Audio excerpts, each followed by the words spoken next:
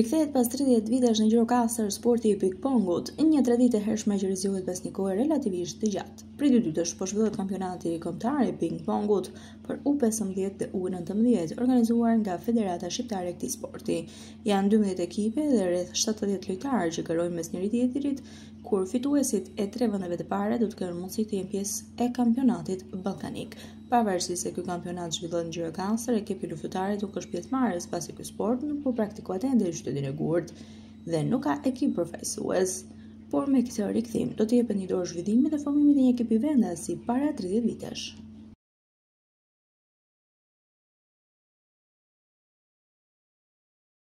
Atëherë në Gjirokastër është kampionati i parë që organizohet mbas 25-30 viteve i pingpongut për morshat U15 dhe U19. Menduam që këtë morsha është e mira që të bëhen në Gjirokastër, që të afrojmë sa më shumë të ri, sa më shumë nxënës shkollash, që të largohen nga telefonat dhe të bëjnë sport. Sporti i pingpongut, siç e dini, është një sport mjaft i bukur, ka një lidhje shoqërore, është sport i lehtë për të luajtur, luhet nga të gjithë, është atraktiv. Edhe menduam që ta afrojmë edhe këtë situatë për pingpongun e Gjirokastër. Njëkohësisht është edhe marketing, ose të bëjmë një publicitet e pingpongut në këtë qytet që e ka pas traditë pingpongut para viteve 90. Ndarja e ekipeve se shoqëruar Kjo është dita e dytë që luajnë morshat 19 vjeçare, dje kanë luajtur morshat 15 vjeçare dhe kanë dalë kampion të Shqipërisë, sot është për 19 vjeçare. Faktikisht sot do të kampioni i Shqipërisë për të rritur Aron Koni, që janë pingpongista, janë me vlerë, kanë nivel dhe marrin pjesë edhe në aktivitete ndërkombëtare. Kështu që do të jetë një spektakël edhe për tifozërinë e Gjirokastës dhe për fëmijët që mund të vinë sot që kanë ditë pushime dhe ta ndjekun sportin e pingpongut. Do të ketë një rikthim? Patjetër mendojmë, ne jemi në një bashkëpunim, kemi bërë një takim me kryetarin e bashkisë, i cili ishte shumë i gatshëm për ta mbështetur pingpongun si një sport i lehtë edhe i bukur. Është një sport i thjeshtë që nuk don shpenzime, kërkon vetëm angazhime. Ne rëmë dakord që të bëjmë edhe një kurs trajnimit për mësuesat e fizikulturës, që me një projekt që e ka Kokshi, Komiteti Olimpik Shqiptar, që na ka mbështet, që të blejmë 60 tavolina dhe të shpërndajmë në për shkolla 9 vjeçare. Jo se janë të gjitha për Gjirokastër, po janë për gjithë Shqipërinë, por edhe Gjirokastra do të ketë pjesën e vet. Krahasuar me qytetet e tjera, por edhe për gjatë këtyre ditëve ka patur interesim nga ana e Gjirokastrit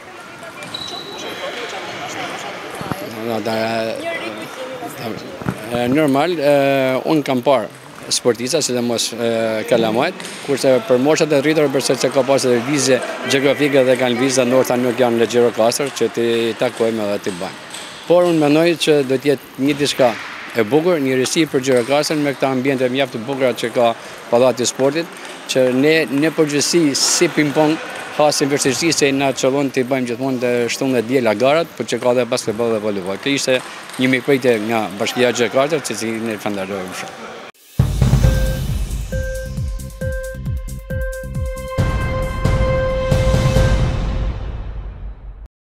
Në një anë ndodhen biznese që kërkojnë grupin punonjës për një mungesë të ndjeshme të fuqisë punëtore dhe në anën tjetër mira individ që drejtojnë pagesë pa punësie nga shteti. Sipas dhënave zyrtare të Ministrisë së Financave, gjatë vitit 2024 është shpenzuar 832 milion lekë për pagesat e papunësisë, ndërkohë që plani fillestar parashikonte 764 milion lekë.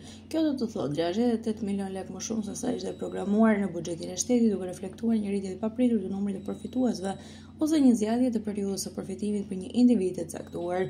Ndërkohë, sipas të dhënave nga Instituti i Statistikave, vetëm në trimestrin e tretë të vitit 2024, numri personave që përfituan pagesa pa punësie arriti në 3576, niveli më i lartë për periudhën së pas pandemisë 2020-2021. Përveç kësaj, një rritje ndjeshme në shpenzimet për ndihmën ekonomike, një tjetër shtyllje e sistemit të mbrojtjes sociale. Gjatë vitit të kaluar, nga buxheti i shtetit janë disbursuar 2.68 miliard lekë për këtë kategori, ndërkohë që parashikimi fillestar ishte 2.5 miliard lekë.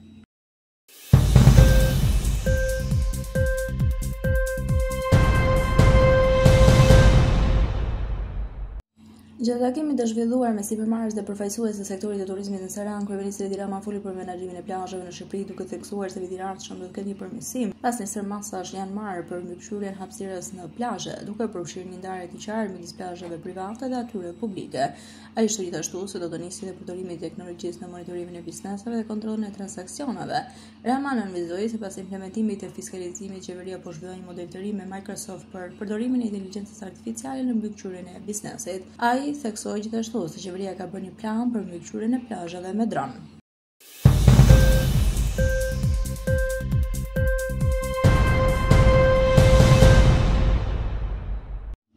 Një 145 vjet më parë, më 25 mars 1880, lindjen e Janin Mitat Frashëri, i biri i rilindes së Abdyl Frashëri. Mitat Frashëri njohur me pseudonimin Lumos Kondo dhe Mali Kokoika, pasi u vendos familjarisht në Istanbul dhe pas vdekjes së tatit në vitin 1892 për arsimimin e tij u kujdesën Naim dhe Sami Frashëri, që u bën dhe mësuesit e tij. Në vitin 1908 ai filloi botimin e gazetës Liria Selanike, më pas në 1909 në revistën Dituria.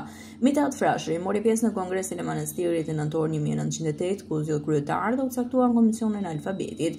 Mori pjesë në Kuvendin Kombëtar të Vlorës më 28 nëntor 1912 dhe në shkruajaktin e shpalljes së pavarësisë. Në qeverinë e Ismail Qemalit ai u zgjodh ministër për punët botërore. Më 1920 emërohet kryetari i delegacionit shqiptar në konferencën e paqes në Paris dhe në 1923 zgjidhet ambasador i Shqipërisë në Greqi, detyrë të cilën e kreu deri në vitin 1926. Gjatë jetës dhe veprimtarisë së tij u shua si patriot i flakt, politikan i zellshëm, administrator i drejtë, publicist, pembret, botues, skrupuloz. Ai kishte një bibliotekë të tillë mjaft të pasur. Mitat Frashëri ka botuar disa vepra në frëngjisht. Gjatë luftës së dytë botërore ishte në krye të organizatës së ballit kombëtar. Ai u vdiq në tetor 1949 gjatë një udhëtimi për në New York.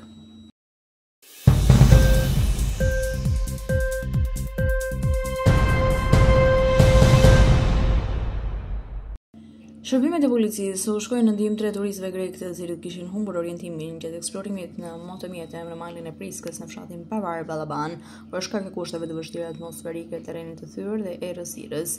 Shërbimet e komisariatit të policisë përmet pas njoftimit të marrë nga 3 turistët grek të cilët kërkonin ndihmë pasi kishin humbur orientimin përgjatë eksplorimit, kanë shkuar në zonë për t'u ofruar ndihmë. Turistët pasi janë lokalizuar janë transportuar nga shërbimet e policisë dhe janë akomoduar në një hotel në Ballaban në gjendje të mirë shëndetësore. Motomjetet e tyre do të transportohen ditën e nesërme në Kërcyr. Ata kanë falendëruar shërbimet e policisë për reagimin e shpejtë dhe profesional. Policia e Gjirokastrës më të angazhuar maksimalisht në shërbim të qytetarëve dhe vizitorëve dhe i fton ata që për çdo rast për ndihmë të telefonojnë në numrin pa pagesë 112.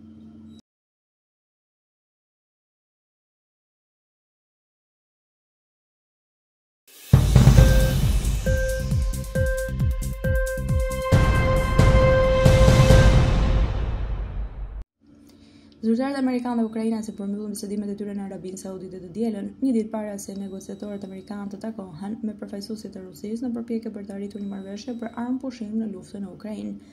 Ekipi i Washingtonit nuk ka komentuar ende bisedimin me përfaqësuesit e Kievit, por ministri i mbrojtjes i Ukrainës Rustam Umerov tha se bisedimet ishin konstruktive dhe kuptim plota. Diskutimet ishin frydëdhënëse dhe të përqendruara. Adresuam çështje kyçe për fshirë energjinë, shkroi Umerov në Facebook. Qëllimi i presidentit Volodymyr Zelenski është të sigurojë një paqe të drejtë të qëndrueshme për vendin dhe vendin tonë, por edhe për Europën. Ne po punojmë për të arritur këtë synim. Bisedimet në Riyadh shënuan një moment historik në përpjekjet e udhëhequra nga SBA-ja për të arritur një armpushim në luftën në Ukrainë. Më parë ka patur ndërprerje prej një ose më shumë ditësh midis raundeve të ndryshme të bisedimeve dypalëshe.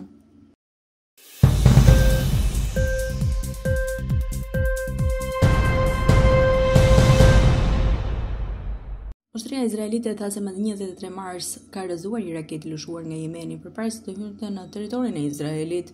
Ky sulm paraqet një përshkallëzim të situatës mes Izraelit dhe rebelëve jemenas Houthi, të cilët mbështeten nga Irani. Rebelët jemenas morën përgjegjësinë për sulmin duke thënë se grupi gjuajti një raketë balistike në drejtim të aeroportit Ben Gurion afër Tel Avivit, ka thënë zëdhënësi ushtarak Yahya Sareh. Sareh tha se sulmi çoi në pezullimin e trafikut ajror në këtë aeroport për një orë gjysmë. Megjithatë, autoriteti që menaxhon aeroportin në Izrael tha se aeroporti nuk u prek nga ky sulm. Zëdhënësi i rebelëve Houthi, grupi i shpallur terrorist nga Shtetet e Bashkuara, pa ofruar asnjë provë, pretendoi se rebelët të dielën kishin kryer sulme në aeroplan Mbajtësit Amerikan, rebelit Houthi së fundmi janë zëtuar se do të përshkatësojnë sulmet, përfshirë sulmet në Izraelit, në përgjigje të sulmeve të kryera nga SBA-ja më herët gjatë këtij muaji që përbëjnë operacionin më të madh ushtarak të SBA-s në linjën e mesme, që kur presidenti Donald Trump u kthye në shtetin e parë në janar.